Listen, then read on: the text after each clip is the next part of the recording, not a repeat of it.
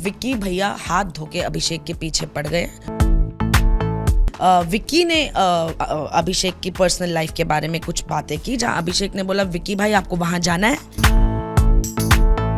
आप क्या पेलो, मैं आपको और आपकी बीवी को पेल दूंगा। अरे तू ये नहीं कर सकता, तू वो नहीं कर सकता, अरे इसने पेल दिया बोला। अरे तू क्या रुलाएगा, मैं तुझे रुलाऊंगा, मैं तुझे पेलूंगा। मार पिटाई सही है, क्योंकि जो पहले इंडिविजुअल नहीं दिखती थी आज वो खड़ी हो गई है अकेले और ऐसे बात करती है। तो तुमसे झेला नहीं गया तो तुमने उसे हटा दिया। बिग बॉस 17 का एक और एविक्शन हो चुका है, लेकिन इस बार मैं हर बार यही बोलता हूं कि एविक्शन ऐसा हुआ है कि किसी ने सोचा भी नहीं था। रिंकू जी हमारे साथ हैं। Rinku ji, thank you so much for joining us. Thank you so much. How are you? I am very good, very happy.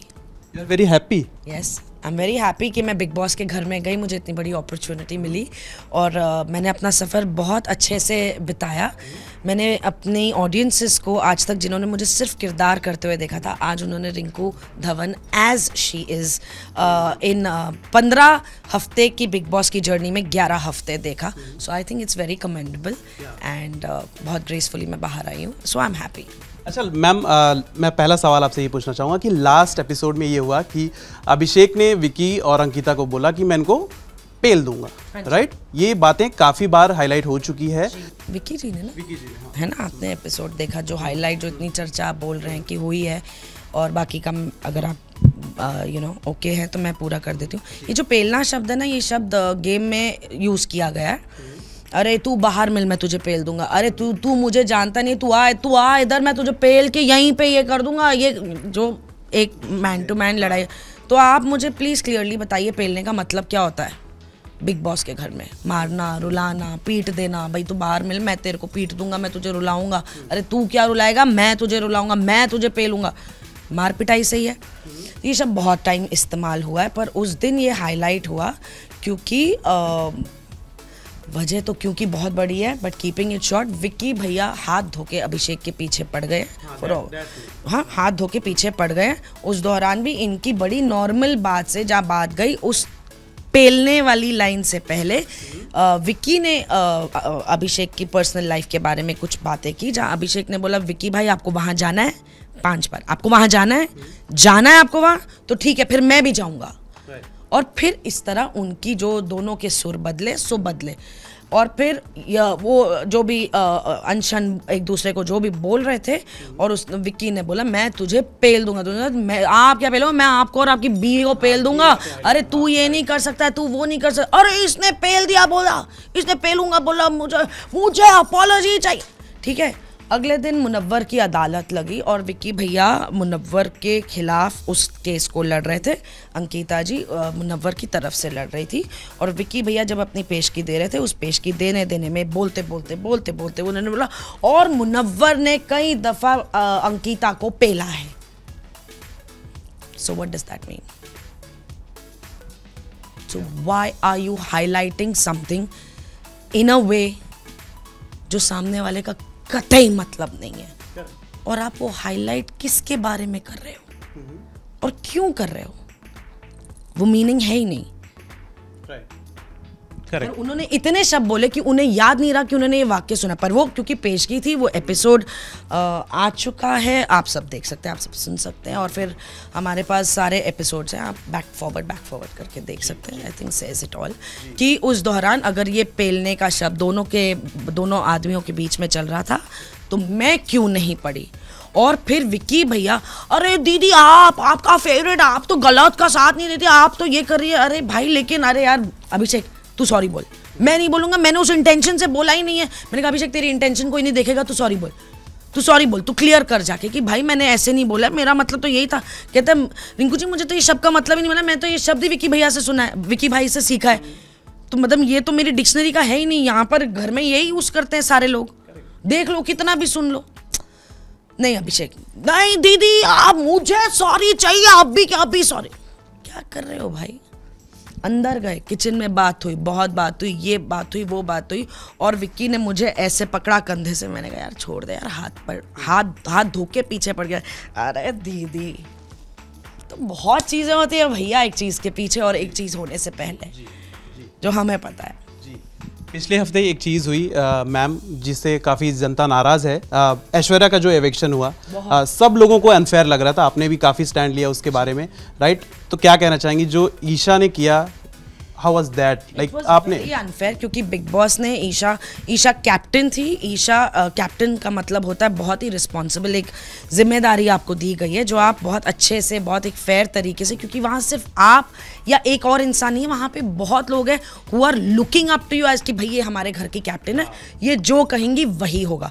यहाँ तक कि बिग बॉस भी आपको या उस कैप्टन को उस हफ्ते वो दर्जा दे रहे हैं कि ये कैप्टन का फैसला है, और आप उस कैप्टनसी का फ़ायदा अपने पर्सनल रीजंस के लिए निकालती हैं जो आप ही ने क्रिएट किए हुए हैं। ऑर्गेनिक दुश्मनी आपकी ऐश्वर्या से थी नहीं, पर एक वक्त आया जब ऐश्वर्या और बहुत वोकल हो गई, बहुत स्ट्रांग हो गई, तो उसे हटाना या काटना ज़रूरी था। तो सबसे पहले तो दोस्ती काटी। अब तेरी मेरी दोस्ती नहीं है तो फिर ऑब्वियसली उसका मेरा रिलेशन नहीं है, तो इसीलिए फिर ना ऐश्वर्या। तो मैंने तुरंत बोला, मैंने कहा क्यों थ्रेट बन गई है तुम्हारे लिए? क्योंकि जो पहले इंडिविजुअल नहीं दिखती थी, आज वो खड़ी हो गई है अकेले और ऐसे बात करती है, तो तुमसे झेला नहीं गया तो तुमने उसे हटा दिया। राइट, उन्होंने बोला भी कि मेरा जम नहीं रहा है तो मैं हटा दिया। नहीं ऐश्वर्या, हमारा नहीं हो रहा। अरे पर ईशा तू और मैं तो दोस्त है ना, वो एक पोहे का हुआ, तू क्यों ऐसे करी, तू क्यों ये कर रही है? नहीं ऐश्वर्या तू ना ये, are you trying to create a break in friendship? तो मैंने ऐश्वर्या को बोला, मैंने कहा ये तू खामखा इससे बात करी, she is not interested in your friendship, छोड़ दे। वो भी आप देख सकते हैं, अगर आई एम श्योर 24/7 पे होगा, अगर एपिसोड पे नहीं आया। दिल के कमरे में ऐश्वर्या अपने बेड पे थी और मैं अपने बेड पे थी। जब मैंने बोला तू क्यों बोल रही है, उसे तेरी दोस्ती में ज़रा भी इंटरेस्ट नहीं है। Also what do you have to say on that Neel and Aishwarya's fight, जो फाइट उनके बीच में होती थी, यू नो? वो देखो हस्बैंड वाइफ का मामला है, टू बी वेरी ऑनेस्ट, ठीक है। और इतनी मैं समझदार हूँ कि एक पति पत्नी में बहुत प्यार है, तो उसके बारे में बात करते हैं। एक बार ऐश्वर्या बड़ी लो थी और एप्पल का हमारा टास्क था, एप्पल केसेस का, तो वो दोनों बड़ी क्यूटली एप्पल ट्री के नीचे बैठ के, नील वो लगोरी है वो नहीं करते हैं जैसे पत्थर रखते हैं, 3 सेब रख रहा है और ऐश्वर्या सामने से एक सेब से उसे तोड़ रही है। तो लेट्स टॉक अबाउट दैट। तो अगर वो उनके बीच होता तो लड़ाई होना कौन सी बड़ी बात है यार। लेकिन ऐश्वर्या ने ये भी कहा था कि नील जो है वो इमेज कॉन्शियस है, कैमरे के सामने जो इमेज के लिए वो ये सारी चीज़ें नहीं करती। Now as a wife she will know that better, क्योंकि मैं नील ऐश्वर्या से बिग बॉस के सेट पे मिली और वहीं से मेरी दोस्ती हुई है। तो अब वो जितना अपने पति को जानती है उतना तो मैं कमेंट कर ही नहीं पाऊंगी उस चीज़ पर। So I will leave it to them to answer that. लेकिन अनुराग की जो जर्नी रही है हम सभी ने देखी है, लोग ऐसा बोल रहे हैं कि रिंकू जी के पहले अनुराग को आउट होना चाहिए था। What do you have to say on that? 100% Anurag has disrespected the platform of Bigg Boss, जहां उसे इनवाइट मिला है, और ये बहुत पहले हो चुका है। और तो मुझे डेफिनेटली लगता है कि अनुराग को जाना चाहिए था, जो ईशा ने अनफेयर किया। क्योंकि अगर उस दिन बाई खाता भी खुला था कंटेस्टेंट्स का, जिसे हम बैलेंस शीट बोलते हैं, और जो वो हम सबको नज़ारा वीडियो दिखाया गया था, उसमें आप देख लेते कि सबसे ज़्यादा बाई खाता किसका खराब था। तो उस पॉइंट पे भी फेयरली अनुराग को जाना चाहिए था। अभिषेक और ईशा ने शुरुआत में पहले दिन की मैं बात करता हूँ, जब सलमान खान सर के साथ वो लोग स्टेज पर थे, काफ़ी पास्ट उठाए, यू नो, एक दूसरे की चीज़ें यू नो बताई कि अभिषेक ऐसे करते थे, अभिषेक एग्रेसिव थे, मुझे फिजिकली हिट किया उन्होंने। What do you have to say on that? मालूम नहीं है, ये कहानियाँ मुझे नहीं पता है उनके बीच में। मुझे इतना पता है it was a little difficult, but मुझे लिटरली ये ग्रूसम डिटेल्स नहीं पता। बट हाँ, मैंने अभिषेक को अक्सर और कई बार ये कहते हुए सुना है कि हाँ मैंने गलत किया है। मैंने देखो यार, मैं मतलब यार मैं वहाँ नहीं जाऊँगी, इट्स नॉट माई स्पेस। पर अगर मुझे बोलना भाई अगर तूने कुछ गलत किया तो तुझे उसका पछतावा और उसकी शर्मिंदगी और वो फिर तेरे एक्शन में दिखनी चाहिए।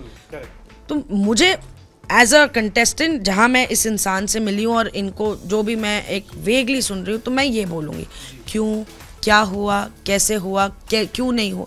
It's not. I don't want to get there. It's up. What do you feel about Munawwar और आयशा का जो इक्वेशन चल रहा है? जनता काफ़ी कंफ्यूज्ड भी है और मुनव्वर की जो गेम है उस पर काफ़ी ज़्यादा इम्पैक्ट पड़ा है आयशा के आने से। आयशा के आने से डेफिनेटली एक थोड़ी कन्फ्यूजन सभी के दिमाग में हुई, घर वालों के दिमाग में भी वो कन्फ्यूजन आई, इंक्लूडिंग मी। और मुनव्वर ने उस एक्सेप्टेंस को लिया कि हाँ, उसने अपने रिलेशन में एक क्लोजर नहीं लाया, जो बहुत ज़रूरी होता है खुद के लिए भी आगे बढ़ने को, वरना फिर ऐसी चीज़ें ही आपके सामने आएंगी जो कि फिर आप ही को भारी पड़ती है। इट्स वो है ना कि आपने जो किया उसके कॉन्सिक्वेंसेस आप बेयर कर रहे हैं। तो ठीक है, आपने किया, आप उसके कॉन्सिक्वेंसेस बहुत बड़े प्लेटफॉर्म पे बेयर कर रहे हैं, बहुत बड़े इसमें कर रहे हैं, और इसके आगे आप कैसे चलना चाहते हैं, ये आपके चॉइस ऑफ लाइफ लिविंग है। Thank you so much, Rinku ji, for talking to us. It was lovely talking to you. Same here.